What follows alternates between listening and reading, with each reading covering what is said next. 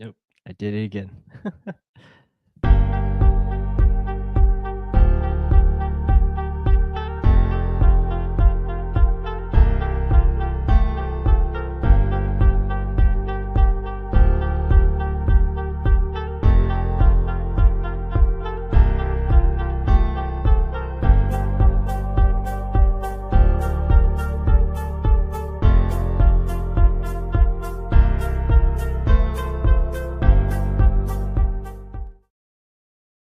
What is up, Bucs fans? Welcome back to Real Bucs Talk. We are live here on a victory Monday.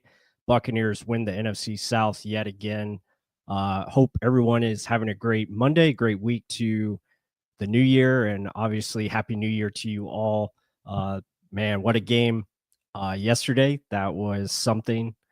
Uh, I mean, just a slow start to say the least. And you figured against the Saints, it was something that would probably happen given what happened last year against the Saints in Week 17, and the Buccaneers then having to win 9-0 against the Panthers to win the division and obviously get into the playoffs. But yeah, just a lot to unpack here. But just want to welcome you guys in. Mark will be joining the show here shortly, waiting for the little baby to fall asleep. So, but hope everybody's doing well. Hopefully you guys enjoyed that game yesterday. I think a lot to discuss. Obviously, Mike Evans getting his 1,000 yards. Baker Mayfield probably playing his best game down the stretch here. I mean, he was really great in that second half, really took over the game. So that was awesome. Hope you guys are hearing me okay. Hopefully I'm coming in clean as far as audio. If you guys can give me a thumbs up and everything is working properly, appreciate it. We got Rampage in here. Appreciate the tuning in. We're kind of on time. We're about 10 minutes late, but it's good to see everyone coming in. We do have a great show planned. We're obviously going to break down this game. We're going to go over some amazing tape by Baker Mayfield, and he was really the key factor in this game. He pretty much took it to the Saints in the second half and really lifted this team up when they needed it. So yeah, I mean, going to be awesome to see. We will talk about Washington as well. That's going to be a fun matchup as the Buccaneers will be playing the Commanders in round one here coming up on Sunday Night Football, which is pretty cool. So yeah, if you guys have any questions or anything you guys want to look at, please let us know in the chat. Appreciate it. Yeah, let's bring up these numbers here. I mean, again, this game didn't start the way the Buccaneers wanted, down 16-6, or not 16. Yeah, 16-6 at halftime. Just kind of one of those slow starts for the Buccaneers, especially when at home against the Saints. Saints have been winners of 5 of the last 6 at Raymond James Stadium. So that kind of had me nervous. But it was just one of those games where the Buccaneers defense wasn't really playing aggressive, wasn't really tackling, giving the dink and dunk type stuff down the field that we have seen. They did a good job for the most part holding them to field goals. I think that Vandes Scatling incompletion, that was really big. When I think it was 3-3, they could have went up 10-3 at that point. So that was a big play, knocking that ball loose and getting the call there. And then obviously going down, 13-3 and then 16-6 at half. There just needed to be something to pick up the energy of the team. And you could see that, but I think it started with Baker Mayfield, his ability to make some obviously great throws that we're going to look at later on. And then the rushing ability by Baker, nine rushes, 68 yards. And he was just pretty much taking the team over, putting it on his back, and he did a great job. And defensively, got to give them credit again. The Bucs defense only allowed, I think, 3 points in the second half. So shout out to them shutting out the Saints in the fourth quarter. I think that was big. So yeah, I mean, definitely a lot of great performances in the second half and really picked it up we were nervous about Mike Evans. I think a lot of us were about him getting that record at halftime. It wasn't looking like it was going to happen, but they found a way. And credit to the Buccaneers doing that for him. I thought that was big time. But yeah, I mean, just finishing the season at 10-7, obviously there's been so many ups and downs, right? For this team, whether it's injuries, especially on the defensive side of the ball. You look at the inconsistencies for that unit, the lack of pass rush, the lack of coverage ability, and kind of never really getting that in sync for the team. There's, questions and concerns about the scheme overall of, how they're utilizing the players on defense. And there was a lot of, obviously questions being brought up about Todd Bowles. And I know a lot of people are worried about Liam Cohen leaving. Now, granted, that's going to be on another show for another time, but just looking at the season, I think you have to credit one, the offense for having a really good year, consistency, and finally finding a running game. Bucky Irving and just the overall rookies in this draft class, I think, have made huge contributions.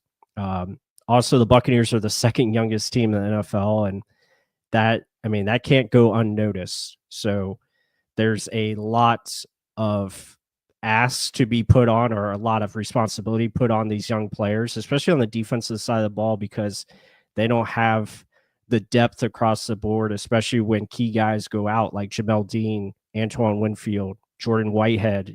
It's fortunate for him. I send prayers to Whitehead as well because of the car accident that he was in. It's just like, if something can't happen to this Buccaneers secondary, it's going to happen. And it's just been one of those years where you lose Bryce Hall at the beginning of the year, goes down to injury, and it's just been tough sledding.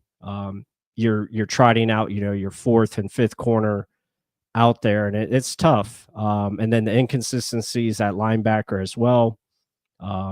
It's just been tough sledding for that defensive unit, but offensively, I think they've done enough. And then defensively, especially in the second half of the season, they find ways to be at least, competent and finding ways to make stops when it's necessary, especially in the second half. I think they've been the best, or one of the best second half defenses this season, which is a credit to them and the ability to make adjustments. So overall, this team finishing 10-7, winning the division, I think you got to give big credit to the players and the staff for putting it together and finding a way, especially when you're 4-6 and you just lost already twice to Atlanta.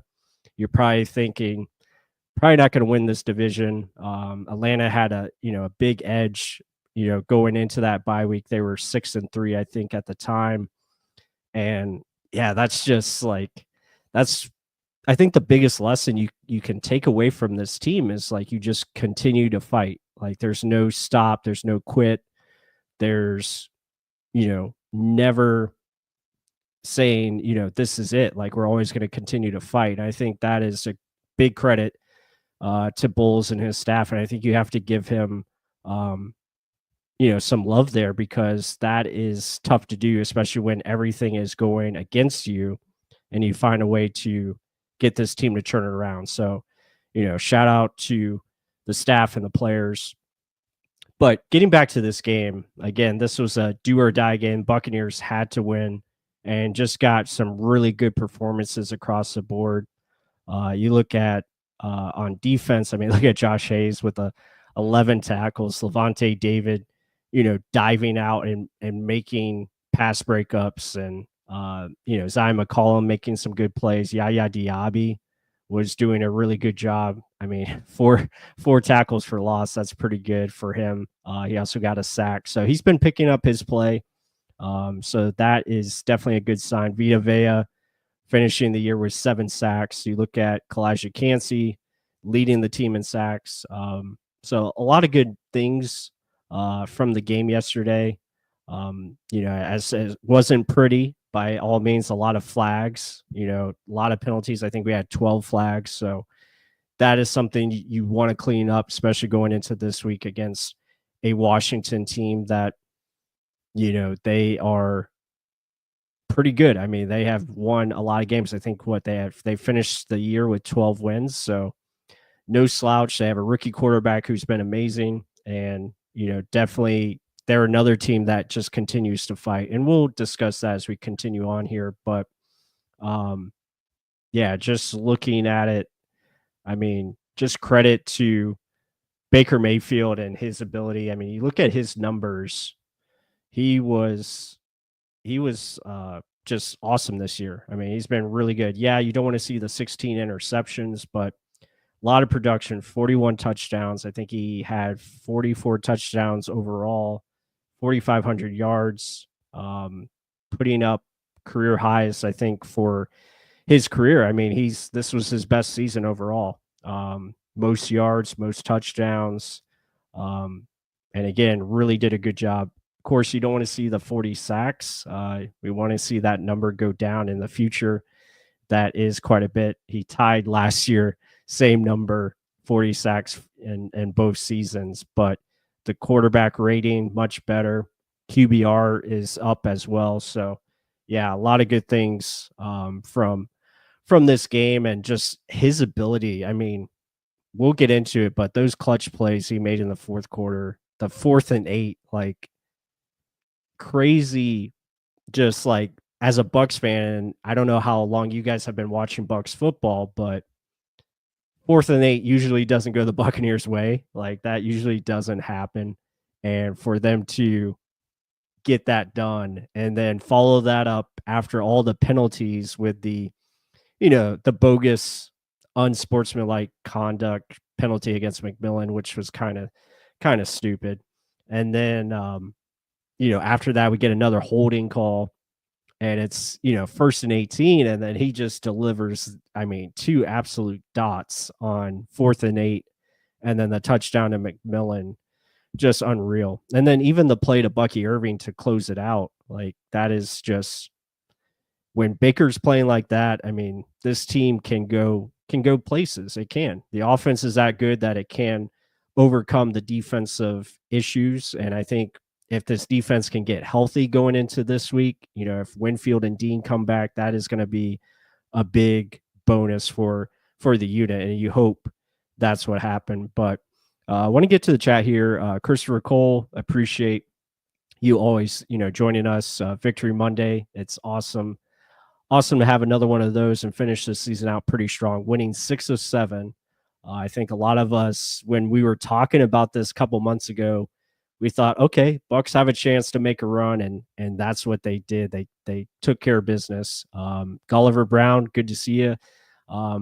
If you're new here, be sure to hit that like button, subscribe to the channel. So we appreciate all the support you guys give us.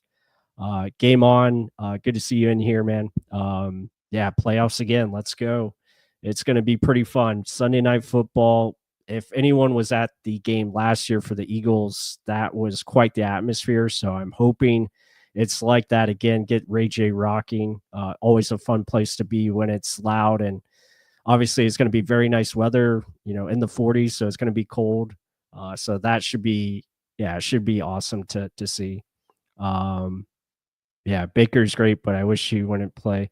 Yeah, I mean, it's just that's where he falls. Like, it's just finding that consistency of balance. But you saw yesterday where I don't think he was taking what was there. He was being smart about it. I think there was good movement in the pocket, and we'll talk about that once we get Mark in here to join us. But yeah, that was something to just really enjoy and see, as far as Baker playing under control and not trying to do too much. I think that was the big thing for him yesterday. And some of it, I think, the inconsistencies in the first half, especially with the the play calling, there were some inconsistencies for Liam. I think they were really trying to get Mike Evans that one, the 1,000 yard. I think that was a lot of the focus. going into that game. So we saw some inconsistencies. But with that said, let me bring on my esteemed co-host, Mark Ramirez. Mark, welcome. Woo! The Victory Monday.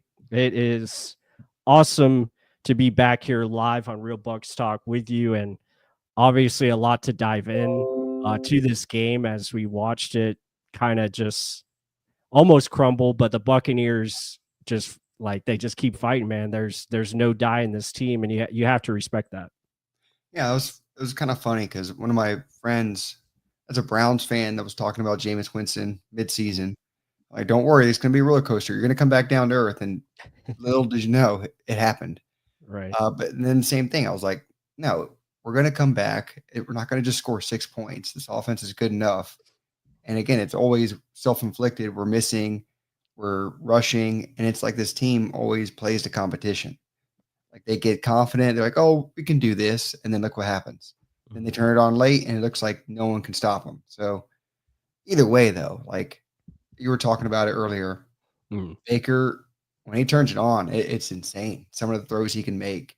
Yeah. But then you look at the first half or some of the miss that he had to Mike Evans wide the hell open, Mm. but you can laser a ball 35 yards down the field at a dot on the Yeah. sideline. Perfect. Like it's insane how hard of a throw that is, and then how he put that together. So an Mm. amazing year, 4,500 yards, 41 touchdowns. Yeah. Like unreal. Yeah. I mean, it was a best year by him in a mile. Like he really stepped it up this season. I think Liam, obviously there was a good marriage there. Having the run game that Bucky Irving provided, Rashad White, etc., all of those guys. Offensive line play was better. Even though you look at these 40 sacks and you're like, you want to get that down, but and that's something that Baker just has to continue to work on. It's like, and I think that's what I loved about his game yesterday. He did a really good job of staying calm inside the pocket, not trying to run when it wasn't necessary, but when it was, he found ways to make plays. And I think that's what we want to see Baker do in these playoffs. If he can play like that and give this team the best chance to win, for sure. And it was decisiveness when he ran too. Like Yep. sometimes he would run too early, not read through his progressions. This game, it was like if he had to run, he read it well. Like he would just dart into open field and on huge downs too. And there were huge gainers and huge downs, and not to mention career year rushing yards as well. So he literally had a career year in every category, and besides interceptions, which is a good thing. Yeah. But overall, I mean, that game early on, it was frustrating. And then all of a sudden you see everything start clicking. I mean, the refs weren't even knowing what the hell to do. It took 10 minutes for them to figure out what the hell a flag was and where to put the ball. The fans knew more before they knew. But hey, either way, like Baker, when he turns it on, we don't want to see it. Doesn't, I know Game On put hero ball Baker. Yeah. But you don't necessarily need him to be a hero. He just needs to be able to read it correctly. And that's sometimes where I think he thinks he needs to do too damn much, and he doesn't read the field and he just starts running, or he just starts thinking, I need to make a play. This was a Baker that literally saw, okay, well, everyone's dropping back. I might as well just pick up yards. Yeah. And then reading like the 4th and 8, that is balls. That is balls from the play caller. That's balls from the quarterback. That's balls from the wide receiver to extend his arm a little bit just to create more space. Everything on that was amazing. And to throw that accurately on a 4th and 8 and convert like that is insane, considering what you saw earlier in the game. You're like, no, he's like, no, I'll step up. So, I mean, he has it in him. He's a dog, like Tristan Wirth says all the time. Yeah. He is that damn dog. And they're never going to be out of a game. Todd Bowles says it. Like, it's like majority of their problems is self-inflicted. And that's areas where I root for Todd Bowles. He says all the right things. Is it truly because, like I was listening to you saying, we're one of the youngest teams? Like, I think we're the second youngest team, right, in the league. Maybe that has to go towards it. I mean, injuries, yes, he said it himself. Like, a lot of these are self-inflicted areas. If we just worked on fixing the areas that we need to fix, things should get better. If we're in that close of games, if if we fix these little things, we should be the outcome winner at the end of the game. And yes, he's not the rah-rah guy, but he says a lot of the right things at the right moments. People just want to hear him get pissed off at people. Maybe that works at Yeah. times, but I mean, there's many ways to skin a cat. And Mhm.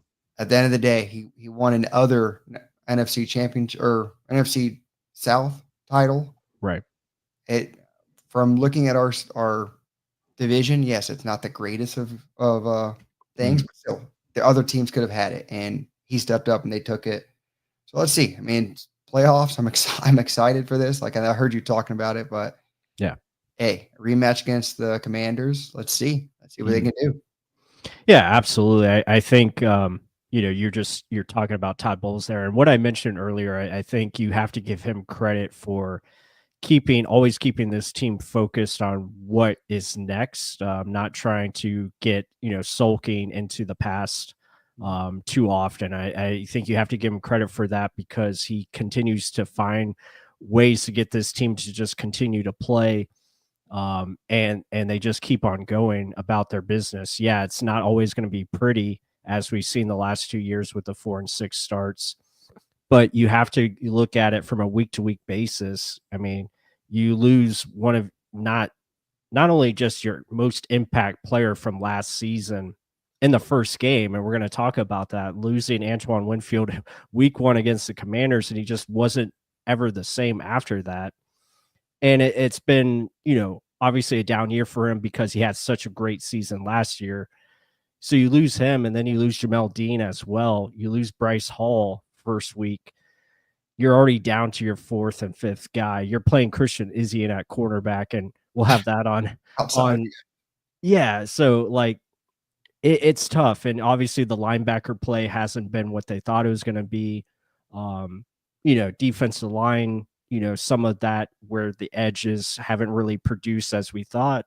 So it's just been kind of up and down. But I think the pass rush has been kind of underrated. I think the problem is you just don't have consistent coverage on that back end because there's so many guys going in and out, and that has been an issue for the team. And we saw it in the second half yesterday, and I do give them credit. And he talked about this today, how they came out more aggressive, they tackled better in the second half, and they were forcing the quarterback to make accurate throws. And I think that's what you want to see them do moving forward, is just make it tougher on the quarterback.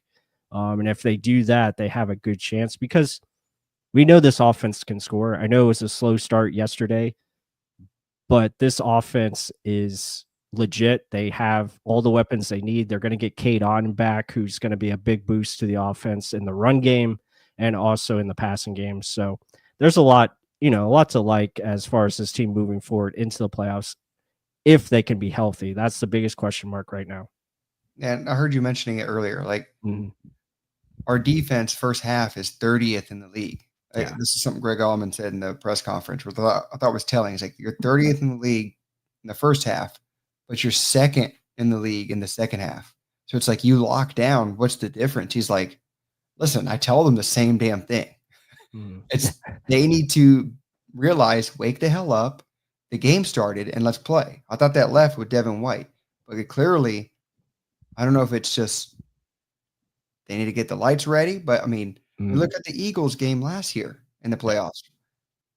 Everything was firing on every cylinder, like on both sides. Mhm. So I truly do think it's a young mentality, young team that they're like, oh well, we should win this one, and that's how they come into it, and they can't. Like I think that's the biggest difference between a young team and a veteran mindset. No, Mhm. you got to play balls to your walls every down. Doesn't matter if it's the first quarter or the fourth quarter. You got to play it like you're trying to win every snap, not just the game. So Yeah. I mean, man, they said the same thing in the Broncos game, and they got Mhm. pummeled. Yeah. So it's ridiculous. And even like the first Panthers game, what are we doing, guys? And they look like themselves when they come over here. But I don't know. I think people are scared about this primetime thing. I think Todd Bowles is like a master in defense when it comes to prime time Mhm. and like playoff wise.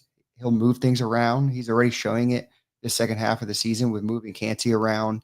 Yeah. I think it is just the health of the team and being able to move pieces in front when guys behind them know what the hell they're doing. You can't move so many pieces if guys are still scratching their head, figuring why the hell's Canty standing up? Where am I supposed to be if he's doing that?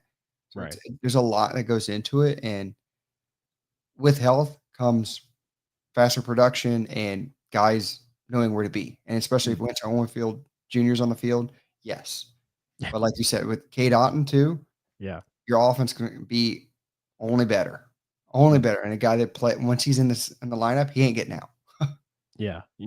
Exactly right. And before we shift gears, I think that is going to be the key this week is just watching, is Jamel Dean going to be ready?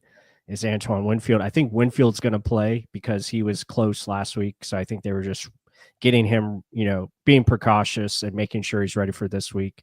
And then Cade Otton should be back. So that's going to be a big boost for this offense. And we'll talk a little bit about the tight ends later because I think their progression has been tremendous. So we'll touch on that. But the big news from yesterday, obviously before just winning the game to get in the playoffs, that everyone was talking about this guy right here, Mr. Mike Evans, getting 1,000 yards in the last play of the game, which was awesome. And he gets 1,000 yards for the 11th straight season, tying Jerry Rice for the most ever to do it. Jerry Rice has 14 consecutive 1,000-yard seasons. We'll see if Mike can catch that and maybe beat it. Who knows? I don't know if he's got that many years left, but we'll see how long he can go. But yeah, just an incredible feat. Look at the stats. I mean, 1,000.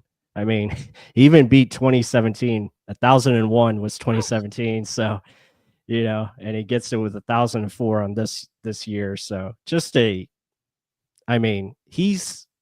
probably going to go down as the best Buccaneer of all time, I think, in my opinion. Like, the things he's done has been remarkable.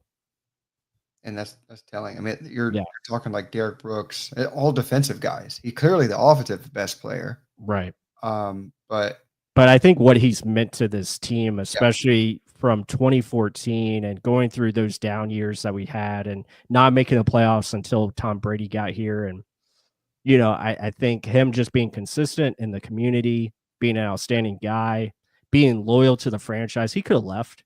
He could have easily left us a long time ago. And that would have been that. And it would have been just another story of Buccaneers losing all-time greats like Bo Jackson and, all the quarterbacks that we had, Steve Young, etc. But I mean, I think he's the best Buccaneer probably of all time. And he's just, I mean, he's that good.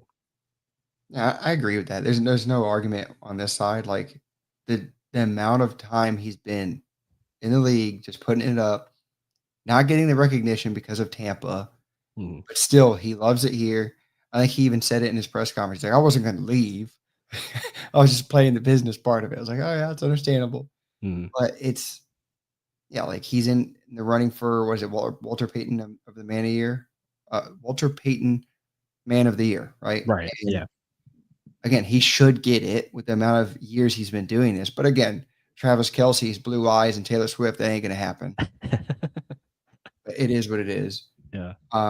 But I mean, either way, like Mike Evans is well deserving of his community. His community showed the love. The second he got that, it was an eruption all over. Like that was the Super Bowl. It felt like getting to that. And because he went through struggles this year with injuries, first time in a while, he said. But hey, congrats, Mike. Yeah. 11 years in a damn row. Insanity. And awesome. Hopefully more to come. Let's be honest about that. Yeah, absolutely. And on the field, he's still elite. Yeah, I mean, he's one of the best receivers in this game. It's unfortunate he had that one drop that was just a frozen rope by Baker in the end zone. I wish he would have got that one, but that was a tough catch. Again, it was a good play by, I think that was what's the corner's name? McKinstry, Kool-Aid, did a good job of kind of putting his hand in there, but I think he tipped it and it kind of threw off the timing. Yeah. But Yeah, it did hit his hands in his face, I think. Yeah, and usually Mike comes down with that. Like he's so good at making those tough catches. So, but yeah, still a great game from him. He had what was it, 9 catches, 89 yards. Jalen McMillan, we'll touch on him, but yeah, just all really good. And one more thing, it just gives like I saw a lot of like ESPN and other places talking about it, Mhm. how you saw other teams bench certain players just so they couldn't get their incentives and stuff. Did you see the Cowboys, what they did? They benched Yeah, Cooper Rush yeah. because he needed to reach like 51% of the snaps. They benched him just for $500,000 or something like that. Mhm. And Mike has a $3 million incentive, and we wanted to get it to him immediately. Not just Mhm. for the record. They're like, give him the money. And Todd Bowles is over there saying, no, you're gonna get him the damn ball. So Mhm. like it's cool that the whole organization was all in on it to get this man where he needs to be. Because Here is notarized here. It's more having the rest of the league and the Hall of Fame realize, no, you can't prevent this guy from getting in. You can't Mhm. say, oh, he didn't tie Jerry Rice. No, he did. There's only two guys ever to do this, and it's Mike Evans, Jerry Rice. So Ira's not going to have that hard of a challenge to get him in. Right. I mean, yeah. Yeah, I mean, I think he's got a great chance of being first ballot. And you look at D Ritz 924. Great point here. I guess Mike will lead the league in both consecutive to start his career because I guess I was wrong on Jerry Rice. I guess he had 14 total, not Yeah. 14 in a row. Yeah, Randy So Moss had that. I think it was like 7 to start. okay. I think it was Yeah. 7. He mentioned it in the press conference too. Gotcha. Okay. 'Cause once he passed Randy Moss was like, "No, you keep going for 1,000 every year you're on the field." Mm, All right. yeah. Sure, buddy. Yeah, no, that's pretty awesome. So again, appreciate everyone joining us. If you're here, be sure to hit that like button. Uh, Woo! Subscribe if you're new. We appreciate all the support we can get. I We're gonna try. We got some really great stuff coming out this off season, and hopefully we're not going to be there anytime soon. Hopefully we can continue this playoff ride and continue to give you guys, live streams like this, and hopefully do some more stuff as well. So it should be a lot of fun. I think Mark, if were you able to access the film, if we can bring Abs that up and absolutely. and Yes. For you share that for us. for We'll you get and we'll get that going. So yeah, we're just gonna look. We're gonna take a look at Baker Mayfield's plays. This is pretty much Baker just dominating in the second half and really putting everything on the line and taking over this game. It was really, really great to see. So we'll get this up and running. But yeah, this first place here, this this was, I think, what woke up the stadium, woke up the team.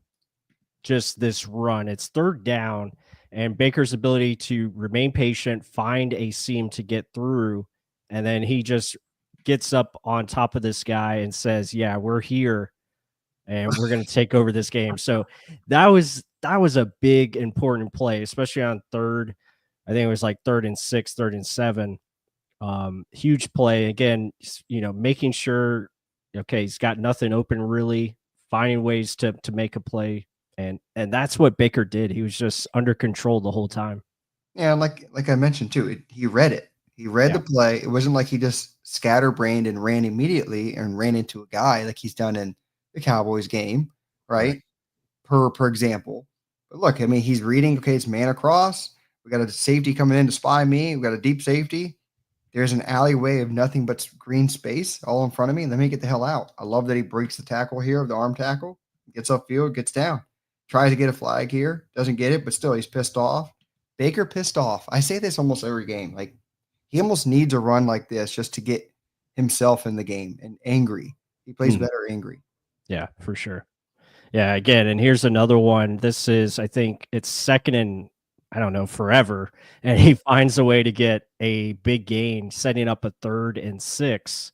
Again, just not trying to force the ball. Understands, okay, I have room to my left, And just again, they're playing soft coverage. He's going to take what he can get, make third down more manageable. That is Baker Mayfield just playing smart football.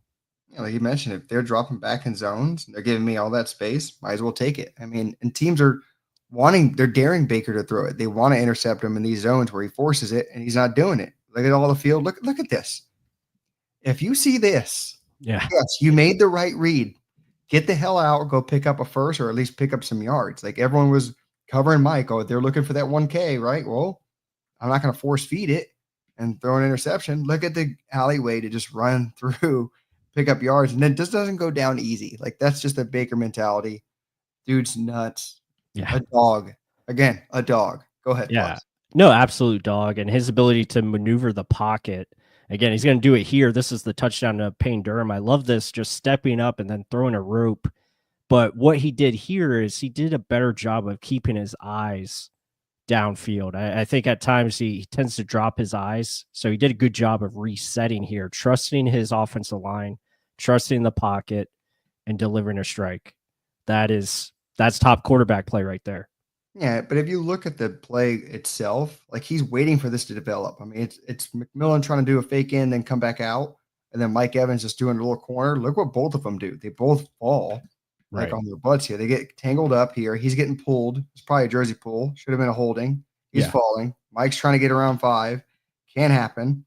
So he let it develop. No one got open. He was probably going to try and throw that to Mike. He sees Mike's falling. Nope, let me not force it. Oh, what do I know? Let me step up in my pocket and I'll just bail out and then hit Payne Durham saying, hey, buddy, hit me out here. Yep. Beautiful. Reset the eyes, throw into it like casual. Nothing was rushed. This was just perfect QB play. Yeah, everyone would have been like, oh, you got a running back in the flats. Now he got a good read. Payne's just a touchdown guy. Like he did that in, I believe it was Purdue. He's just a guy that catches touchdowns. So good. Present yourself. Let's get a touchdown. Yeah, absolutely. Yeah, this play here, this is the big one. Fourth and 8. I mean, season's on the line. The Buccaneers just had a negative play. Baker was trying to get the first down on a sweep play. Didn't work. This is everything. And he throws what a pass. I mean, this is just perfect. I mean, let me say this.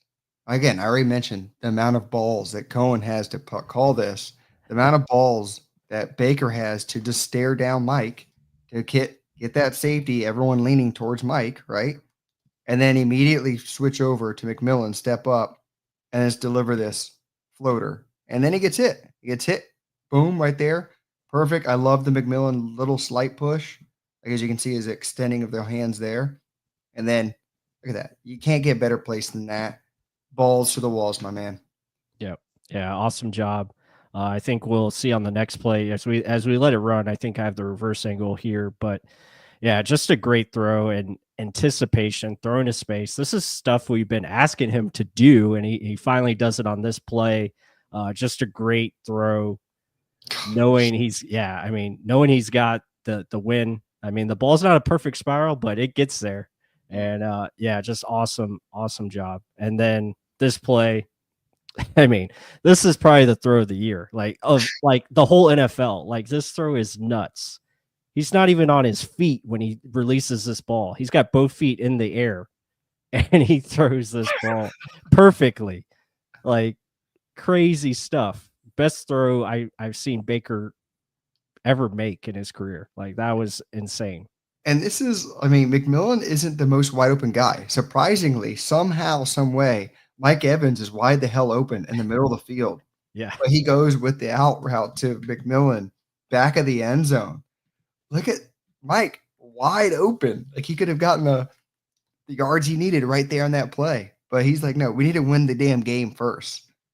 Look at this. The velocity, the accuracy on the move to know to step up. My guy's going to the corner and then unleash this. Yeah. Nuts. I mean, yes, that should be play of the year or throw of the year. Like this is ridiculous, but it doesn't get called up because it's Tampa Bay. But plus, go ahead. Yeah, and you also have to give a huge credit to just how far Jalen McMillan has come. I mean, that ability to make that catch, that's not easy. To catch that ball, keep both feet in bounds, toe drag swag. Just awesome job by him. That's 8 touchdowns on the year for J-Mac. Incredible stuff. And then here is the big moment. Mike Evans getting 1,000 yards. I love the concept. They did a good job of just getting him space, knowing he needs 5 yards, and he just turns this upfield and gets 8, and that does it. And you're going to see just an awesome celebration. Just incredible stuff by Mike Evans. Yeah, I mean, the whole stadium celebrated with him, not just the players, it was everyone. Right. Like, I've seen some of the memes of, like, boys cried during this, but men cried during Mike Evans' 1,000-yard Yeah. catch to tie Jerry Rice. But, yeah, that was a hell of a great moment. I remember texting you saying, "Shit, we're gonna win the game. Mhm. Mike's not gonna get the 1,000 yards," and then this happened. It was like the perfect ending to a great Yeah. game. Yeah, absolutely. Yeah, I mean, teammates love Baker. Just getting the comments in here when we were talking Mayfield's game. Yeah, I mean, he when he plays smart, plays under control, he's someone to deal with and very tough to deal with at that. Yeah, mixtape bake. Yeah, I mean, he was on it in this game. Really good stuff. Yeah, release smooth. Yeah, Eddie teared up. Yeah, it was emotional. It was awesome to see how much they cared about Mike Evans, and for them to do that, especially when you could just need and like the game's over. Like, what if you throw a pick in that situation, Right. and then the Saints have a chance to tie? What if Yeah. it's pick 6? Oh, yeah, and then yeah, just all these things that could have happened, but great play, great play call. They did a really safe play where Saints kind of backed off in coverage and helped them, get those yards that were needed. So, yeah, awesome job. So yeah, I mean, those are really the takeaways I have from yesterday. I think we got about 10 or so more minutes here. We're gonna go and let's just talk about this playoff matchup. I'll bring this up on the screen. Um, Washington again, and that was a great catch there by Mike Evans. But we have the Commanders. These are two different teams for sure since that week one. And just want to hear your thoughts on what do you think how this matchup can go? I mean, obviously, I'm going to look a lot more into it Yeah. as the week goes on. But yeah, Baker had a phenomenal game. Mike Evans matchups were phenomenal. Leon Cohen on the matchup nightmares that he set up and how creative he was. I think the Commanders weren't ready. Like, they were thinking, okay, what are we going to expect? They probably looked at the preseason film, what they did last year, and then Cohen brought out some of these insane concepts where it's like 4 on one side, Mike isolated. Like, it was cool all around. And yes, our offense was unbelievable, but this is a different game. Now they have a whole season's worth of tape. Mhm. We are not fully healthy. We're a little bit banged up, but still, like, majority of the people are there. It's not McMillan, Godwin, and Evans. Godwin's not here, so Right. Yeah. does that make that big of a difference? Either way, I don't think their run stuffing is that great. They're going to have their pass rush, but Baker, just like we said, read the field, get it to where it needs to be. You hopefully have Kate Otten back, because a lot of people are mainly saying, "Oh, this is the Baker, this is the Baker," but that's the thing. It's consistency that makes a great quarterback. He can put up great days, Mm. string them together, but we need consistency where it's like all the way through the playoffs. Can he give us that? Is the big question. Yeah, you see some of the misses there, but still, like, that's his biggest thing.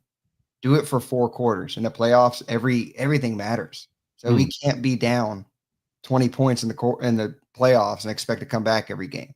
It's just not in the card. So let's Right. play consistently clean football. I mean, he did throw an interception this past game, and it was a pretty bad one. It was kind of like just staring it right into it. But overall, give me a consistent Baker, and then defensively, same thing. You got to play 4 quarters. You can't be 30th in the league in the first half Yeah. and then expect a guy that can run around the field like Jaden Daniels can, crisp accuracy. Yeah, they don't have the best of weapons, but they do have weapons to worry about. So I Mm. don't know. It's going to be a good game. I don't think it's going to be a shoe in like anyone should say. When you got a guy like Jaden Daniels that can run around the field and make every throw, it can be dangerous. Yeah, absolutely. I think that goes into my biggest key for this game. It's keeping this guy in the pocket. As you see his ability to escape. Um, hopefully Yaya Diaby can play like he was playing in this game. He was pretty much eating their offensive line. Their offensive line isn't the best. They do allow, pressures, they do allow sacks. And you can get in the face of Jaden Daniels, but he's so good as far as maneuvering the pocket, making space for himself, and finding options. They have good weapons with McLaurin. They have I can't pronounce his name, but the other receiver that was from Atlanta. They have Zach Ertz, who's another problem, as far as being consistent threat. And then their running backs are pretty solid with Brian Robinson and Eckler, Austin Eckler, as you see there, or Eckler, not Eckler, Eckler. Yeah. So those guys are, definitely a good team. And obviously, winning 12 games, I mean, that's quite a feat. So they've been, for the most part, very good. And it's just going to be, can the Buccaneers, like I said, come up with a good defensive scheme where they can make it tough on Jaden Daniels to be consistent and hopefully force him into some mistakes, because we've seen, I mean, even against Atlanta, we saw it where they did some things where the Buccaneers kind of do those things too with the zone blitzes and guys dropping back. They got some an interception off of him. They were able to sack him some. So, and Atlanta has no pass rush. Like, they have zero. So that presents opportunity for this team. And I think when you look at the playoffs, this was probably the best matchup the Buccaneers could get on paper, out of the teams available to play. And I think offensively, we should have advantages going up against their secondary. I think Marshawn Lattimore will probably be back for this game. So that will be an interesting matchup to see if he goes up against Mike Evans. But I think there's opportunities there. And you can run the football, I think, against them. And that will be, I feel, the biggest X factor for this team going into the postseason. We can run the football. That's going to be the factor, because what you can do is control the clock, and that's going to be important for this team as a whole. No doubt. I mean, but also, like, some of that, we were talking about it during the game or after the game. It's because that first half, it was almost like, were they trying to force feed to Mike Evans because they weren't really running effectively? They weren't trying to run effectively. Rachaad White didn't really run at all. So it was like frustrating, the play calls early on, and then second half they just woke up, right? And then some of the people saying, yeah, the pass was tipped. Yeah, but if you look at the read where he was throwing it to, the guy was in this position regardless. Whether it was a beamed at him or it was tipped at him, it was going towards the corner, towards the defender. So, yes, and Baker gets balls tipped. That comes with the game. I mean, 6'4", 6'5" guys get the ball tipped too. It's Baker finds a way. I mean, it's not necessarily, it's just part of him because he's short. There's plenty of other short quarterbacks in this league that don't necessarily get the ball tipped. I mean, if we can complain about a lot of things, I'm not going to put that on him. I'm more the reads he's making consistently. Don't force things, especially if you can just throw the ball away or just get down, right? I mean, some of the things in the Dallas Cowboys game really frustrated me. I mean, a lot of people were saying he did a great game. There's nothing on Baker. No, like, you got to look at both sides. It's not just Baker's a god and we all should worship him. No, like, we all saw what efficiency was with Brady, and it was frustrating at times. So we need to see consistent reads, consistent accuracy, right? Like, how can you throw some darts like that and then you miss some other guys wide the hell open? Like, we saw that even in the little clips you put of the Washington Commanders first game. So just show me consistent play, and Baker, you can do it all. We all know this. It's just consistency. That's what makes a great quarterback and a good quarterback. Yeah, absolutely. And I think what gives you, I guess, confidence is this is a Dan Quinn defense. Baker Mayfield has had success against that said defense, especially, the cover 3, stuff, a lot of zone stuff that they like to play. And we'll just have to see how they're going to present things. Obviously, I don't think they really focus too much on week one and how things went. I think you got to look at how these teams have been playing lately, see what their tendencies are, because tendencies change. And Cohen, I think, has done a good job of mixing things up as the weeks have gone on. So we'll see how they attack. I'm sure they'll bring some of those things that were successful from week one, but we'll see what type of variations, they put on top of that. I think that'll be key.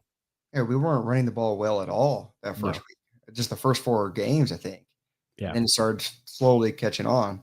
And then also KGH for Life said in there, Evans will be moved around so Lattimore won't be able to be on them all the time. So they do Right. have Marshawn Lattimore.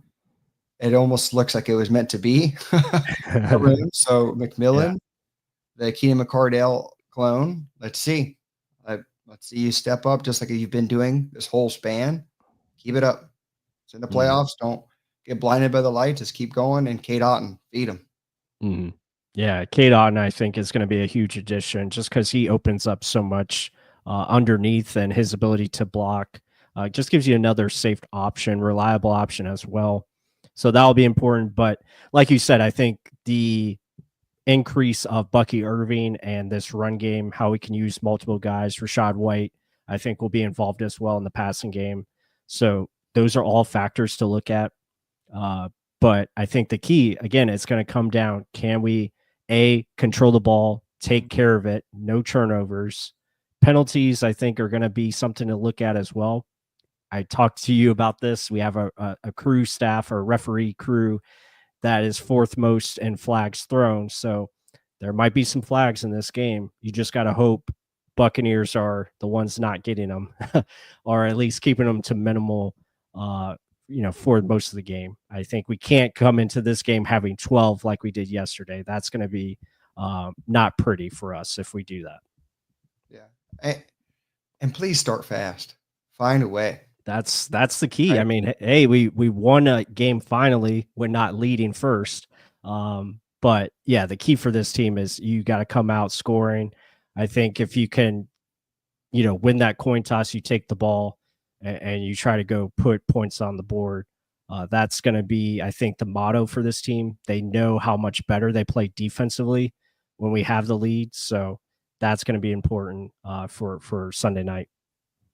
I mean, absolutely. I mean, you got to get them one-dimensional. I know everyone was upset that Jaden Daniels was running all over the field the first game, but I'm like, look at the result of the game. Yes, he gave up some miscontainment opportunities, but he is a freak athlete. He is fast.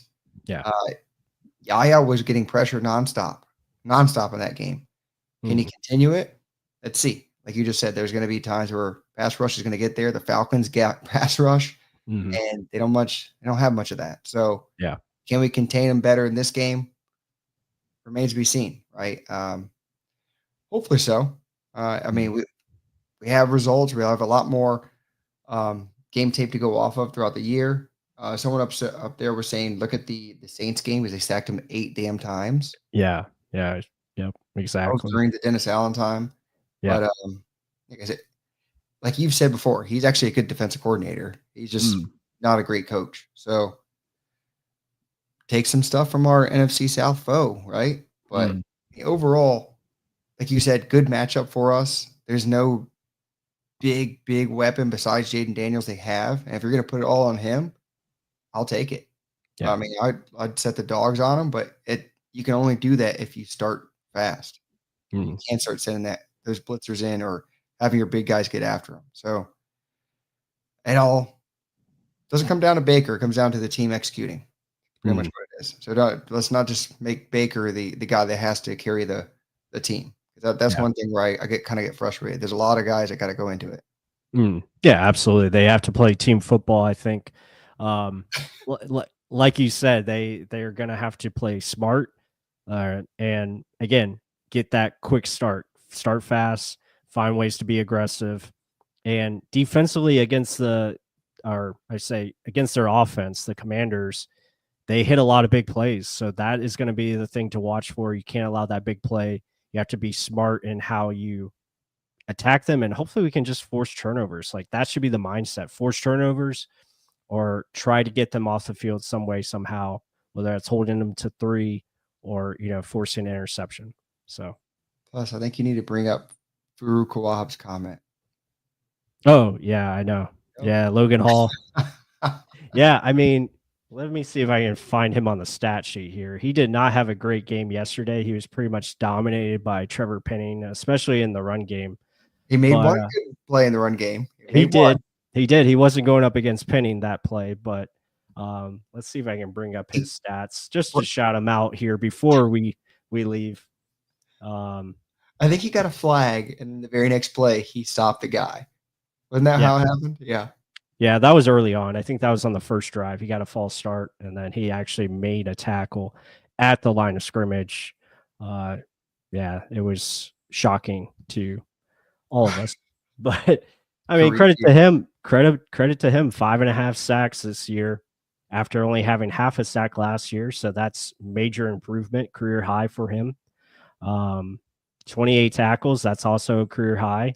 Mm-hmm. So I mean, moving in the right direction, I guess. So 5.5 sacks, bro. I mean, not many guys get that in a career in 1 year. I'll give him.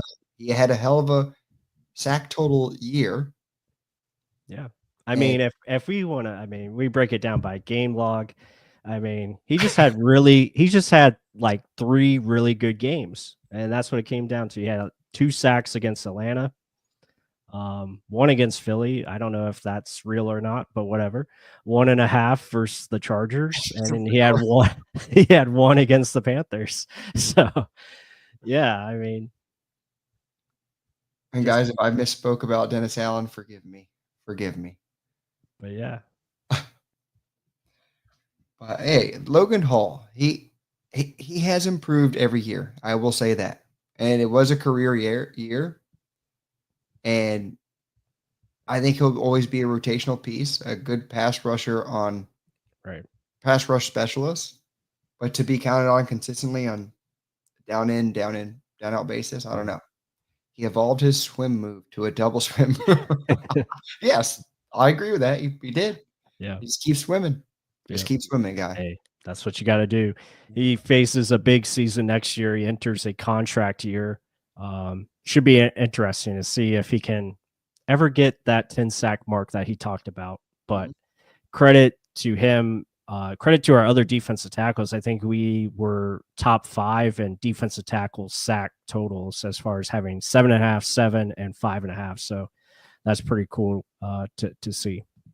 So, but I think with that said, guys, I think we're going to wrap it up here. Appreciate all the support. We had over 100 people in here, so that's awesome to see. Be sure to hit that like button. Comment down below your thoughts. If there's anything else you guys want to see from us coming up, whether that's in the playoffs or in the off season, we're always open to new things and new ideas. And got a lot of things I think planned. It's just, can we execute them? That's what we're hoping to do this upcoming year. It should be a lot of fun. But with that said, everyone have a great night. Go Bucs, and let's get this playoff win. We'll see you on the next one. Woo! Let the